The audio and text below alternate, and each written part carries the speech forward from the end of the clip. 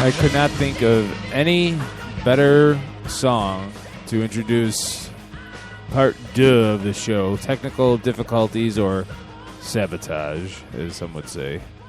I think that's what we have to change the name of the show to is Technical Difficulties. Technical difficulties. Steve and Keith Creed. Technical difficulties with Keith and Steve. But people will think it's like an IT show. But it's really not. It's just two idiots trying to talk sports, but just can't seem to. Well, hopefully we'll have an IT person give us an answer. Yeah, right. There you go. Maybe we'll catch a we'll cast a long net, a large net, and see what happens. All right, 87 Sports Fans Radio, 87 Live, Part 2, we'll call this.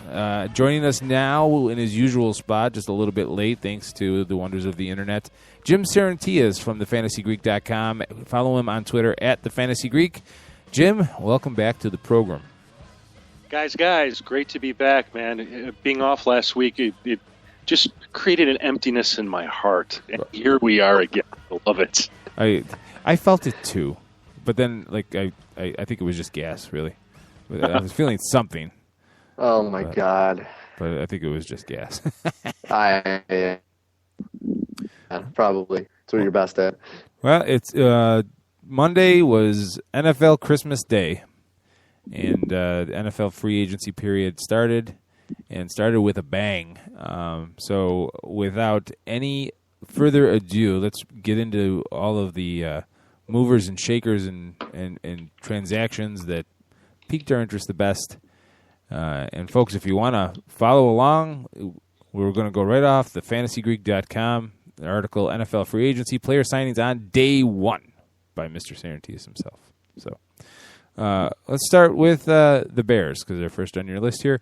Signing of Lamar Houston, he's listed as a defensive end, but he can play inside as well. Linebacker Jordan Sen and Ryan Mundy, who, like we were talking about off the air, probably more special teams players or anything like that. But then today they added M.D. Jennings as well. You only moderately upgrade the safety position there, which was a huge gaping hole in the defense.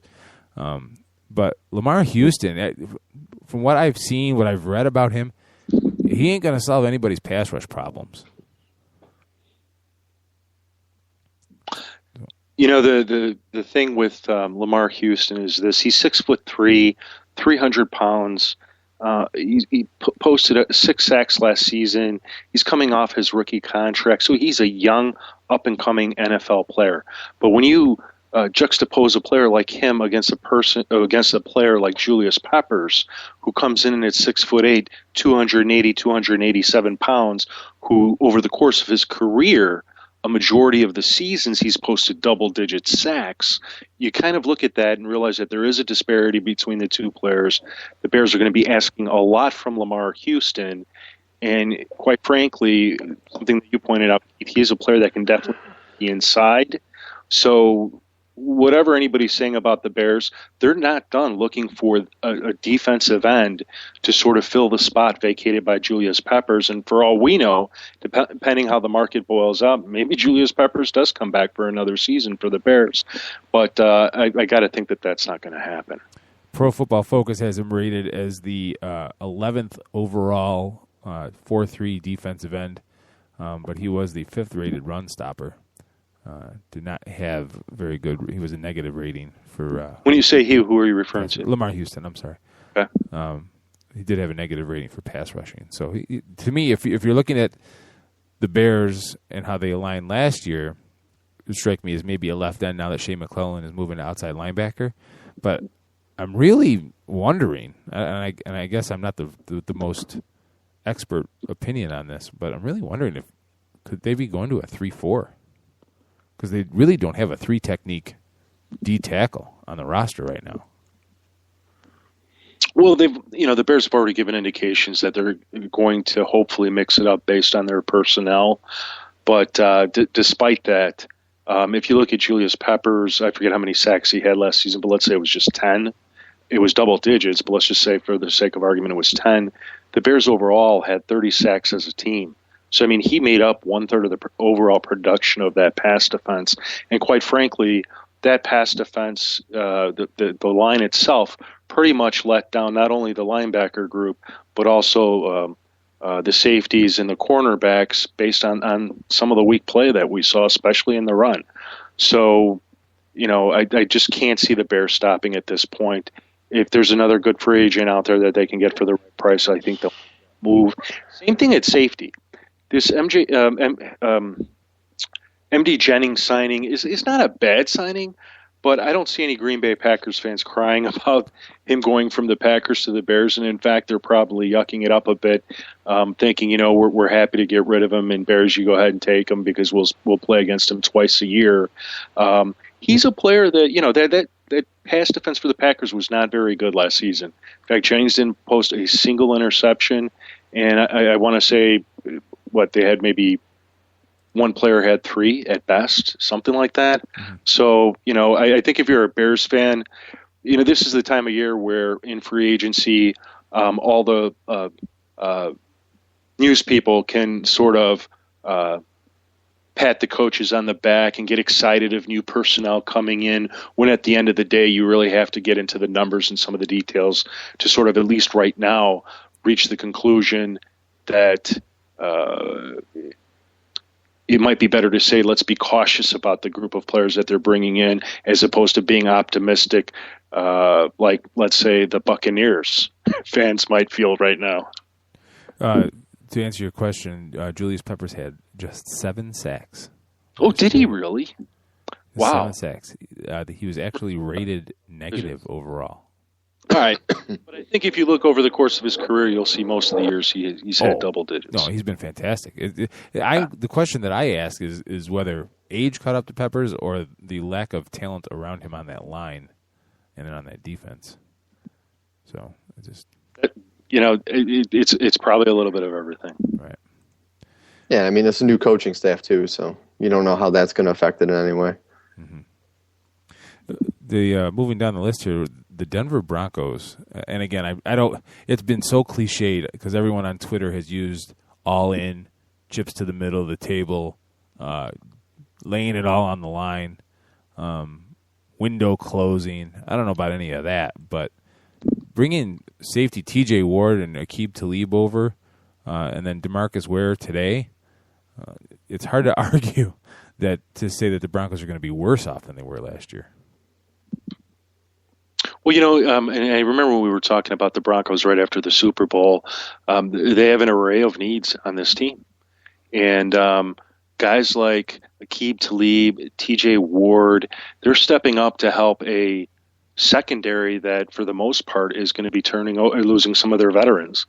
And on top of it, DeMarcus Ware, I mean, that's just one more sort of piece that they could put up on that defensive line, which right now is suddenly looking much more formidable than last season.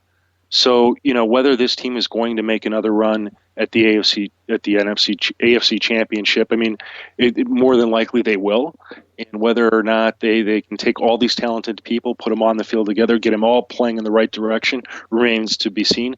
But boy, you got to tip your hat off to John Elway and company for just, doing what it takes and managing their cap space appropriately to bring in this many people in such a short period of time. It's the one area that Denver really needed to improve on was their pass coverage. Mm-hmm. And they do that with Talib, but something about the interviews that he was giving afterwards, where he said that he never really had a hip injury and that it was misreported by the Patriots as a hip injury, that it was just a quad injury. Well, if that's true, then there were some times where Aqib Talib didn't really look all that great. And if it was just a quad injury, then I don't know. Maybe there's more to explain than that. Well, when he played well, from what I saw. Yeah, it's just a matter of I guess one man's trash is another man's treasure. But like T.J. Ward leaving Cleveland. If you're a team like Cleveland, how do you let another decent defensive player leave? I don't know. You're definitely gonna miss that, I think, in Cleveland. Well, when it comes to Cleveland, I mean, I agree with you. T.J. Ward, it's a tough guy to let him go. But, quite frankly, I think there are certain teams, players, if they've been there for a while, you can see them want to move on. Even if the Browns turn everything around, win the AFC North, get into the playoffs, and make it to, let's say, the divisional round, I just don't see TJ Ward caring one way or another. He's probably a player that's happy to move on, given everything that's been going on with that organization the last. Oh yeah, he's definitely the winner. He's definitely the winner out of the whole situation. But then moving down the list to the Browns, they make up for that. They add Dante Whitner from the San Francisco 49ers. That kind of surprised me. I wasn't expecting that. Well, I don't know, Jim. What's your thought? Because it seemed to me that this was just a reactive signing because they lost Ward, and they needed somebody that could hit in that position. Well, my understanding is that Dante Whitner's had the Browns on his radar for a period of time, whether that's days or weeks or longer. I can't tell you exactly at this time, but this was something that Dante Whitner and the Browns sort of wanted that marriage to happen. And boy, I can't think of a better safety to take the place of TJ Ward. Which is enough to make anybody question anything now. Yeah. The fact that you wanted to go to... Carlos Dansby wasn't a bad signing either. I mean, last year, I remember this. We were doing the show, and we were talking about the Cardinals signing him and how he's getting up in age. And even though he had the name, he was coming off a bad year. Well, last year, he played just balls out and ended up being one of the better inside linebackers in the league. And it sounds like he's ready to commit again for one more year. And if that is the case, here's a Browns team whose defense, again, it wasn't a bad defense last year. It should still be as good. Yep. And Pro Football Focus has Dante Whitner rated 6th overall at the safety position. TJ Ward was 3rd, tied with Eric Berry. So you lose a player like Ward, but you come in and you're able to scoop something up like that. Yeah, it's not necessarily upgrading, but it's at least saying, look, if TJ was the slightly better player, well, Dante Whitner still has something to bring to the table. So maybe they won't miss TJ Ward after all. After I just went on a limb and said that. All right, and another team making a lot of moves, the Tampa Bay Buccaneers, signing defensive end Michael Johnson, lesser signings of Brandon Myers and Clinton McDonald, but cornerback Altron Werner, and then today also Josh McCown, and rumors are that Peanut Tillman will be in the fold. So Lovie Smith bringing some of the Chicago guys over, but upgrading that pass rush. I believe they're picking 4th in the draft, if I remember correctly. I gotta look that up. But I believe they were one of the teams where we were asking ourselves if Jadeveon Clowney somehow falls to them, they would probably definitely have to pick them. But now they add Michael Johnson, who hasn't had the most sacks in the world. But if you assume Lovey's going to go with the Tampa 2 scheme, and that it's really going to be important to be able to generate a pass rush with just your down linemen. So Lovey making his imprint, but also cutting loose Darrelle Revis, who just had a big cap figure. Somebody said the other day, Darrelle Revis just didn't fit with that football team. No, it's not that Darrelle Revis didn't fit on the field. It was a cap cat. It was just that cap number, and he wouldn't renegotiate at all. Well, Darrelle Revis is definitely a cover corner, and in the Tampa cover 2 system, you don't need a player like that on the field necessarily. And actually, you don't need him at all. But I'm sure a lot of this has to do with dollars and cents. But you do have to tip your hat to the Buccaneers organization and Lovie Smith, who certainly has built a great reputation amongst the players, a very trustable reputation. Because if you look at their defense right now, the only real weakness that they have on this team is their linebackers, and it's still a decent group. And more than likely, my guess is going to be they're going to look to the draft to try and get one. And as cliche as they may sound, try and develop them into the next Brian Urlacher. And you can't look at this defense and say that there's any problems now. The Buccaneers can sort of start switching gears and looking at things like the offensive line, make sure that they have the best guys in there to protect Josh McCown, who Lovie declared today would be the starting quarterback. And I like the move. You bring a veteran because you had a rookie last year who's going to be taking on a new offensive coordinator who was sort of thrown into the fire and definitely did a good job helping this team win football games when nobody thought they could. And bringing over a guy like Josh McCown. I heard somebody sort of jabbing at Josh McCown, saying he's not going to have the two large receivers that he had in Chicago. But I'm looking at the wide receiving group right now for the Buccaneers, and Vincent Jackson, Mike Williams, they're not big. They're great receivers. So, while the Buccaneers are going to probably add somebody else at some point to that group, I hate to say it. I mean, this is a team that right now, looks like that they could play with the Saints, looks like they could play with the Falcons, and looks like they could play with the Panthers. See, I agree with the individual that said Josh McCown is going to regret signing that deal because he's not going to have that supporting cast. He went from a quarterback guru in Chicago with Mark Trestman to a quarterback killer in Lovie Smith. The one thing that Lovie Smith really struggled with in Chicago was handling quarterbacks. It was a debacle, whether it was Kyle Orton and Rex Grossman to Jay Cutler and his insistence on Mike Martz and putting in a system that ignored the strengths and weaknesses of an offense and just hung the quarterback out to dry. I really think that it's a mistake for Tampa Bay to not start Mike Glennon, even if they have Josh McCown on the roster, because McCown's been a starter before, and outside of that same system that he had in Chicago, and I don't think you can discount Brandon Marshall and Alshon Jeffrey at all, you're going to be cutting off your nose to spite your face. I personally like Mike Glennon, and I think that in an opportunity to come into training camp as the starter, I think you'd see a little bit more of a market improvement. Well, especially the way he played the end of last season. I mean, he did have his struggles in the beginning, but towards the end of the season, he started really clicking.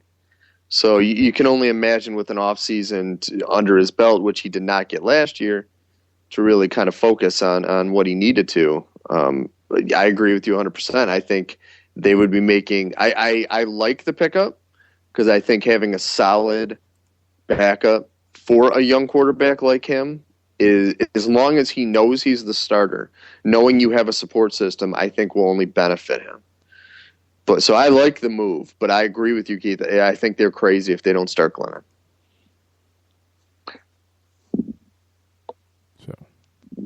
Oh, Jim, are you there?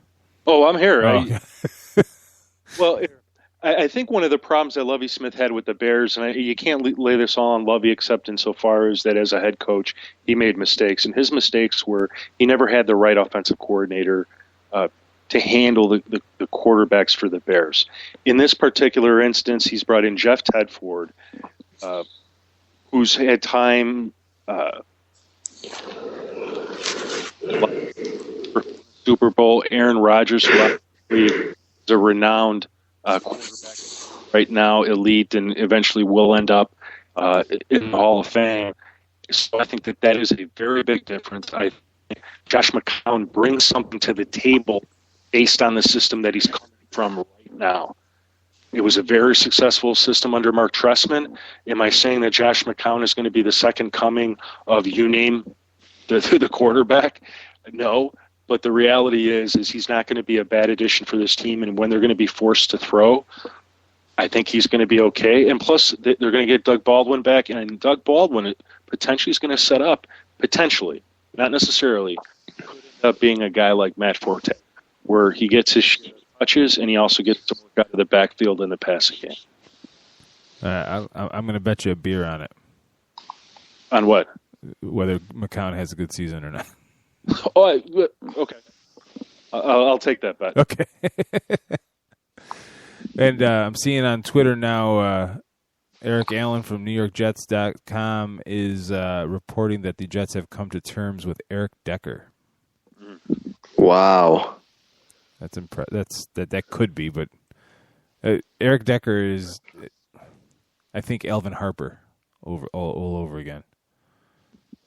was good playing off somebody else. If he's going to be the number one, if he's going to try to be the X receiver for the Jets, you're going to be disappointed. I don't know. It's going to be interesting because honestly, I look at Decker and he is borderline tight end size. So it depends on how they use him, how they bring him in, and what role they put him in. But I think for Geno Smith, if I was him, I'd be doing backflips right now. That's compared to what they had to deal with last year. This is a great pickup for them. I'm just surprised that he decided to go with the Jets. There had to have been a lot of other offers out there from teams that were a little more structured than what they have going on. I mean, Denver had to have been giving them something similar to what the Jets gave them. They sign away Seattle's right tackle, Bruno Giacomini, earlier. The Jets did. I'm trying to get a depth chart to see who the other wide receivers are on the Jets roster right now. I think it's Stephen Hill. Jeremy Curley would be two of the other three, and who's the third? There's one more. David Nelson. Yeah, there you go. Yeah, so kind of underwhelming in that department. I mean, it's a good signing for the Jets, bringing in a top quality. But is it good for Eric Decker? That remains to be seen. Right now, I would say no. I would say no for two reasons. The first being he's going to have Geno Smith throwing him the football as opposed to Peyton Manning, so that's first. And the second reason is Rex Ryan has been abundantly clear that they're going to run the football. And I just don't see that changing. Now, could he be a 1,000-yard receiver and 6 to 8 TDs? Sure. But he's not going to be 12 to 1,400 with double-digit TDs unless Geno Smith really turns everything around. Agreed. I think the biggest fit for him is the lifestyle. Because him and his wife are very fond of publicity.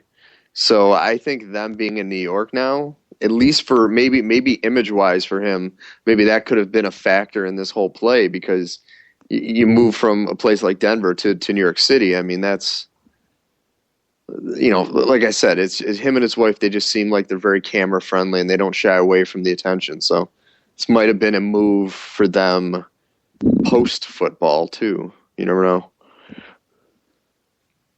Mm-hmm. I'll give you that. I can safely tell you, somebody just tweeted to me. Somebody just tweeted to me, there goes his fantasy value. Oh, yeah, I think that goes without saying.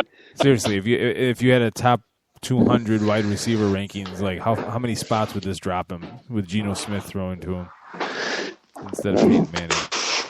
Well, I mean, I think the only saving grace for fantasy-wise is he's going to, I would say without question, be the number one target in the end zone because he is a very big, very, he runs good routes. He's got good hands.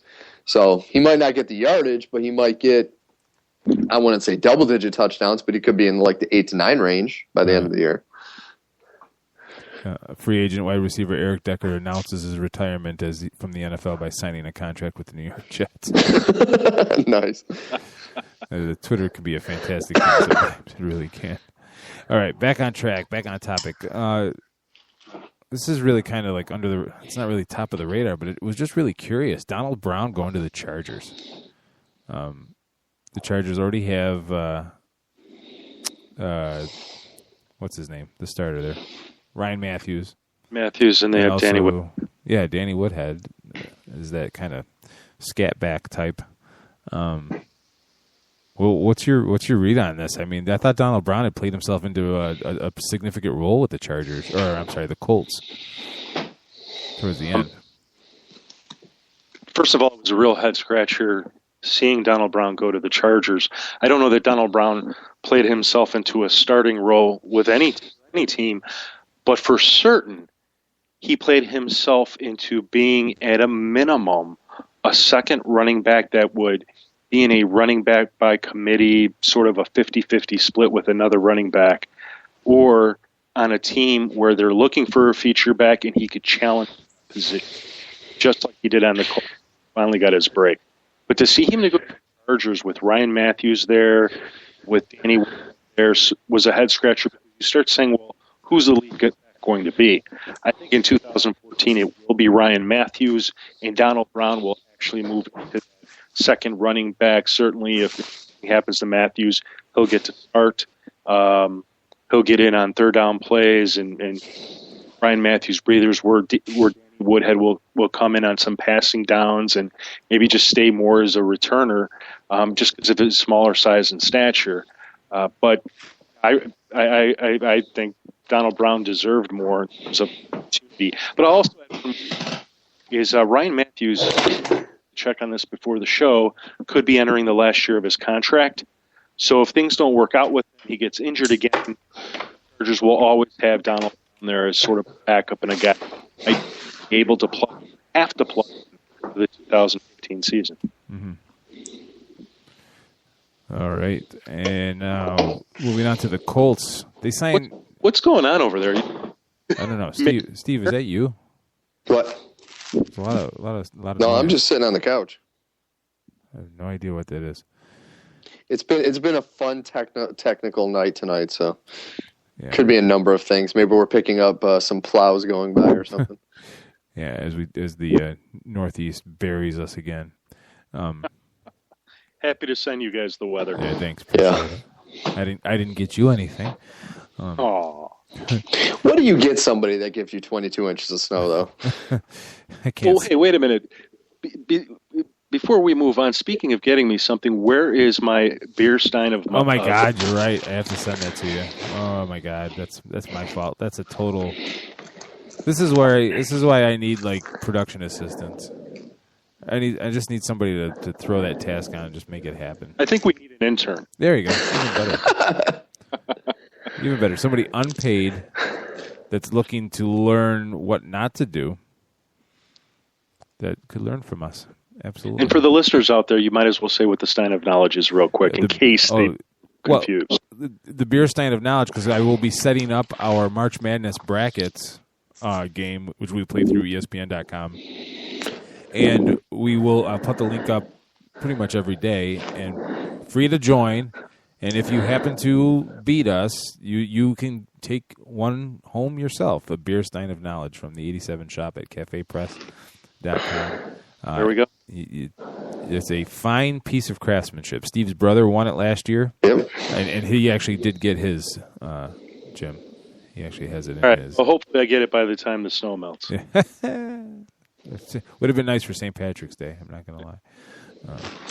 Absolutely. Who's next? Who's next? The Indianapolis Colts signing DeQuell Jackson, who was cut by the Cleveland Browns in kind of a surprise move a couple weeks ago. They also signed Arthur Jones from the Ravens, I believe. I don't know. I was shocked by DeQuell Jackson's being cut, but the more that I looked into it, and now, again, I'm being a stat junkie on Pro Football Focus now, really didn't play that well in a 3-4 scheme. Not that good in coverage. Not really that good against the run or the pass. So I got this feeling about Indianapolis that Andrew Luck can only do so much. And now they're going to ride Ahmad Bradshaw and Trent Richardson, barring something in the draft at the running back position, which there isn't really a whole heck of a lot of talent out there in this draft anyway. I just wonder what's going on in Indy more than I am in Cleveland right now. And just because, which player were you questioning? DeQuell Jackson. Okay. I actually thought that these were two pretty good moves for the Colts because they definitely needed an inside linebacker and also made a nice addition. They added who was their second guy? I'm sorry. Arthur Jones. Yeah. This is a team that wants to be more physical. They want to be hitters. Arthur Jones brings something to the table in the form of 4 sacks, 43 tackles, which is pretty good for a defensive tackle. It may not be the best in the league, but it's there. And DeQuell was a player that last season, when the Browns were switching from the 4-3 to the 3-4, and everybody questioned whether or not he could make the transition. One, there were people that believed that he would be let go by the Browns, and when he wasn't, there were people that believed he wasn't meant for the system, would get cut, or just have an out. Case, I mean, he posted 141 tackles. That is amazing. Mm-hmm.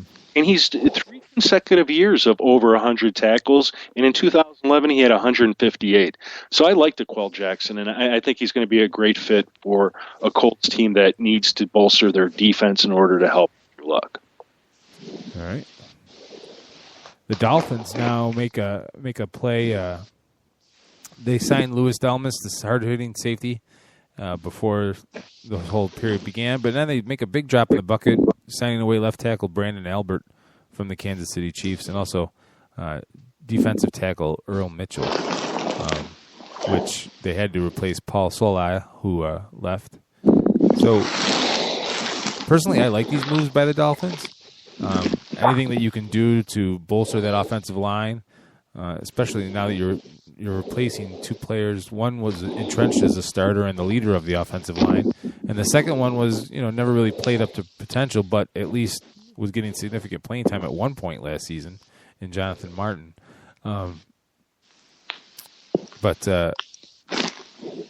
Again, this is a year where I said the Dolphins were going to make a jump last year, but I'm really getting the feeling like this year might be the year. I like what the Dolphins are doing because they've directly identified what their problem areas are, and obviously a problem area offensive line. Bringing in Brandon Albert was a solid addition to an offensive line that was just terrible last season. A league high 58 sacks, and then in the quarterback hits of 100. I mean, that is just Ryan Tannehill just getting beat up. So, it's something that needs to be addressed, and I just don't think that they're done doing it. Earl Mitchell should be solid. You pointed out that they lost their defensive tackle Paul Saloya, but they also re-signed Randy Starks, which was a solid. Mm-hmm. So they're doing all the little things to sort of make things right. And Louis Delmas, if you don't consider one of the best safeties in the league in terms of his coverage abilities, boy, that guy can hit hard. And if that's what it takes to rally this team and get them in a position to make some noise in 2014, you have to like it, especially if the Patriots don't bring back some decent personnel next season. They needed to solidify their run defense a little bit, and they have done that. I would agree. I mean, their top needs were guard tackle, defensive tackle. So, you could sit there and say, yeah, they might need a cornerback or a safety as well, and that's fine. Andy Delmas should help them in the safety category, but they're top three. So they're doing the right things. And fourth worst rated run blocking offensive line, according to Pro Football Focus. Again, left tackle, not so much really usually focused on run blocking. However, if you can block, every little bit helps. Obviously, I know the left tackle is more. Let's tip our hat to one more thing that the Dolphins did, which trade Jonathan Martin. Oh, yeah. Getting something for virtually nothing. What a brilliant move. Yeah. Again, and it's good for everybody because Martin goes to his college coach where he can feel comfortable again, and the man on the outside looking in is Mr. Incognito. Steve? What's that? Steve, are you eating potato chips? No, I'm literally just sitting on the couch. Are you on a telephone or a headset? Because yeah, it sounds like you're moving around and got some potato chips and. I'm not even. To tell you the honest truth, I haven't moved a muscle. I've just been sitting here on my phone. And Keith, it must be you. I'm sitting in my usual spot with my studio mic. It just sounds like we're having this show in the man cave. No, there's an awful lot of background noise coming in somewhere, and I'll put the intern on it. See if they can figure it out. Yeah, intern. They're going to be fired already. We haven't even heard them yet. Yeah. Eagles signed safety Malcolm Jenkins. Great. Good for them. The Falcons, on the other hand, now signing the Dolphins defensive tackle Paul Soliai, we just said. They signed the guard John Asamoah. Defensive end Tyson Jackson away from the Kansas City Chiefs. They also cut Thomas DeCoud, who at one point was thought like to be a pretty big part of that defense, but just didn't play up to it. I'm kind of liking these moves by the Falcons. Jim, what's your take? Me too. These were very quiet, sort of low-key signings. Nothing blew anybody, they didn't knock anything out of the park per se. But that's the kind of moves that a team like the Falcons need. They just need to bring in the right personnel. They needed to plug up their defensive line, especially to help their rush defense. Last season, and then Tyson Jackson. Here's a player who ended up being I'll say a comeback player. I mean, he had not been playing well going into the 2013 season last year. He just turned it on. Hopefully, he can keep that going in 2014. If he can, the Falcons should be much more stouter on the defensive side of the ball.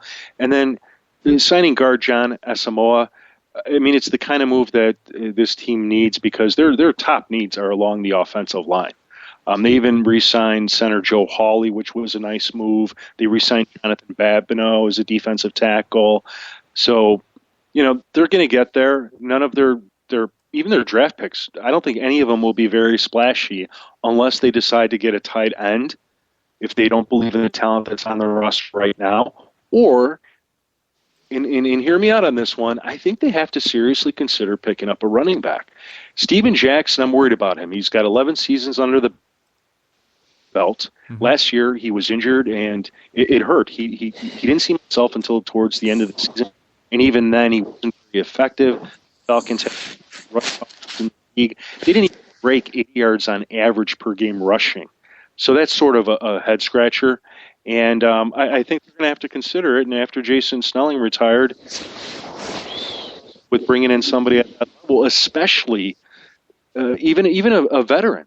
There could be veterans right now in free agency that you can bring one of them in just in case something happens to Steven Jackson, like Michael Bush. Yeah, Bush being cut by the Chicago Bears puts him in play. I mean, there are some options out there, but Steven Jackson never has been durable at any point in his career. And unfortunately, I think it becomes psychological eventually. And you just run differently or whatever. I don't know. I don't have any medical evidence. It's just a gut. You get injured as much as somebody like Steven Jackson has, and you just get nervous, almost like you're waiting for that next hit to come. So, you know what I like about Michael Bush is these last couple of years with the Bears, he has not been a high capacity running back. He's gotten the ball sparingly, and while he has been injured, I mean, he's been taking some big hits. I still think he's got a lot left in the tank if that's what he wants to do. Yeah, I would agree. All right, the 49ers signed Antoine Bethea. A little bit of a different, I don't know, Dante Whitner seems like it was just more of a kind of more swagger than Bethea. But Bethea brings with him at least a Super Bowl ring. But then they also trade for